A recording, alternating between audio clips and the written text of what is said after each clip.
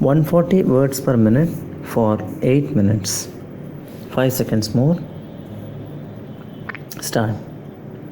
A tropical cyclone is a rapidly rotating storm system characterized by a low pressure center, a closed low level atmospheric circulation, strong winds, and a spiral arrangement of thunderstorms that produce heavy rain. Depending on its location and strength, a tropical cyclone is referred to by names such as hurricane, typhoon, tropical storm, cyclonic storm, tropical depression, and simply cyclone. A hurricane is a storm that occurs in the Atlantic Ocean and northeastern Pacific Ocean. A typhoon occurs in the northwestern Pacific Ocean, and a cyclone occurs in the South Pacific or Indian Ocean.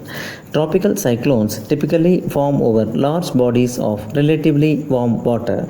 They derive their energy through the evaporation of water from the ocean surface, which ultimately recondenses into clouds and rain when moist air rises and cools to saturation. The strong rotating winds of a tropical cyclone are a result of the conservation of angular momentum imparted by the Earth's rotation as air flows inwards toward the axis of rotation. In addition to strong winds and rain, tropical cyclones are capable of generating high waves, damaging storm surge, and tornadoes. They typically weaken rapidly over land where they are cut off from their primary energy source. For this reason, coastal regions are particularly vulnerable to damage from a tropical cyclone as compared to inland regions. Heavy rains, however, can cause significant flooding inland, and storm surges can produce extensive coastal flooding.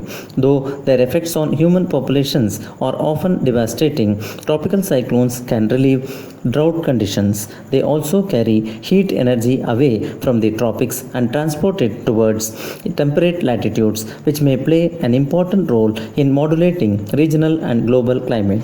The near surface wind field of a tropical cyclone is characterized by air rotating rapidly around a center of circulation while also flowing radially inwards. At the outer edge of the storm, air may be nearly calm. However, due to the Earth's rotation, the air has non-zero absolute angular momentum. As air flows radially inward, it begins to rotate cyclonically in order to conserve angular momentum. At the center of a mature tropical cyclone, air sinks rather than rises. For a sufficiently strong storm, air may sink over a layer deep enough to suppress cloud formation, thereby creating a clear eye. Weather in the eye is normally calm and free of clouds, although the sea may be extremely violent. The cloudy outer edge of the eye is called the eye wall. The eye wall typically expands towards with height resembling an arena football stadium. This phenomenon is sometimes referred to as the stadium effect. The eye wall is where the greatest wind speeds are found, air rises most rapidly, clouds reach to their highest altitude, and precipitation is the heaviest. The heaviest wind damage occurs where a tropical cyclone's eye wall passes over land. Worldwide, tropical cyclone activity peaks in late summer when the difference between temperatures aloft and sea surface temperatures is the greatest. However, each particular basin has its own seasonal patterns. On a worldwide scale, May is the least active month, while September is the most active month. November is the only month in which all the tropical cyclones basins are active. Environmental steering is a dominant term. Conceptually, it represents the movement of the storm with the background environment akin to leaves carried along by a stream. Physically, the flow field in the vicinity of a tropical cyclone may be decomposed into two parts: the flow associated with the storm itself and the large-scale background flow of the environment in which the storm is embedded. In this way, tropical cyclone motion may be represented to first order simply as the advection of the storm by the local environmental flow.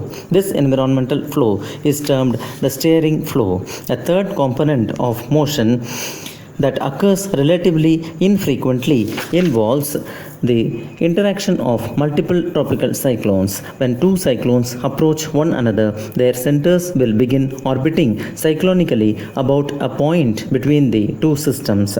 Depending on their separation distance and strength, the two vortices may simply orbit around one another or else may spiral into the center point and merge.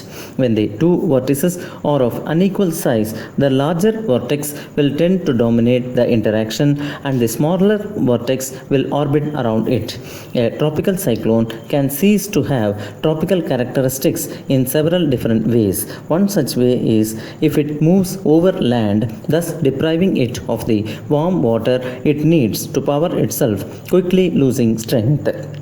Most strong storms lose their strength very rapidly after landfall and become disorganized areas of low pressure within a day or two, or evolve into extratropical cyclones. There is a chance a tropical cyclone could regenerate if it managed to get back over open warm water, such as with Hurricane Ivan. If it remains over mountains for even a short time, weakening will accelerate. Many storm fatalities occur in mountainous terrain when diminishing cyclones unleash their moisture as torrential rainfall. This may lead to deadly floods and mudslides. Without warm surface water, the storm cannot survive. Over the past 2 centuries, tropical cyclones have been responsible for the deaths of about 1.9 million people worldwide.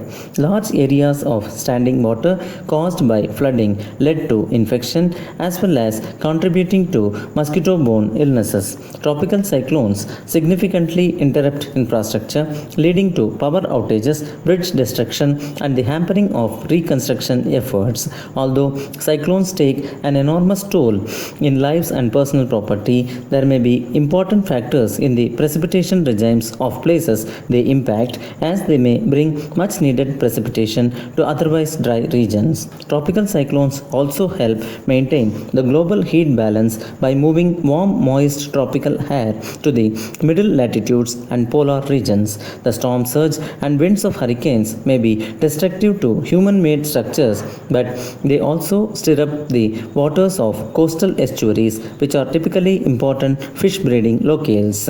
When hurricanes surge upon shore from the ocean, salt is introduced to many freshwater areas and raises the salinity levels too high for some habitats to withstand. Some are able to cope with the salt and recycle it back into the ocean, but others cannot release the extra surface water quickly enough or do not have a large enough freshwater source to replace it. Because of this, some species of plants and vegetation die due to the excess salt. Intense tropical cyclones pose a particular observation challenge as they are a dangerous oceanic phenomenon, and weather stations, being relatively sparse, are rarely available on the site of the storm itself. In general, surface observations are available only if the storm is passing over an island or a coastal area, or if there is a nearby ship.